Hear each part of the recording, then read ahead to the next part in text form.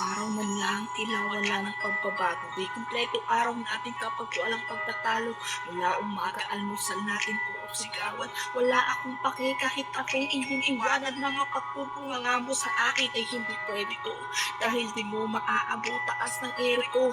Huwag ka nang sumabay kapag ako'y galit. Baka mamaya doon ako matulog sa aking gabi.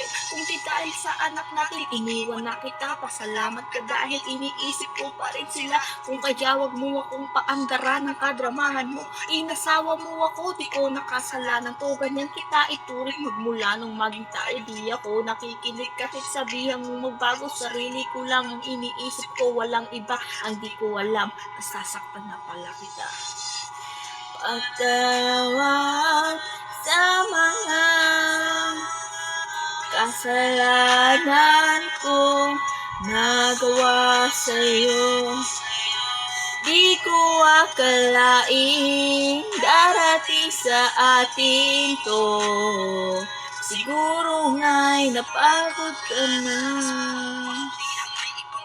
Kung umasta ko para kung walang asawa at anak, ang mahalaga lamang sa akin ay kaligayahan ko. Di ko inisip na kayo ay napapabayaan ko. Madalas din kitang mapagbuhatan ng kamay sa tuwing ako ay talo sa sugalan. At kapag lasing ako ay hindi pwede na hindi ka tatamaan. Pag sinimulan mo na naman akong pagbungangaan, halos harap-harapan nakikita hindi naggago. Kung mababae ako parang sa'yo ay tinabago. Parang hindi kita asawa kung ikay itaro. Ang mahalaga masaya ako sa ginagawa ko. Hanggang isang araw tila nakakapanibago. Tinimpla mo ko ng kape, hinainan mo pa ako. At isang bagay pa ang nakakapagtaka, yung sinabi mong di ka mahal, kumain ka na. Patawad sa mga kasalanan kong nagawa sa'yo. Di ko akalaing darating sa atin to. Siguro nga'y napagod ka na.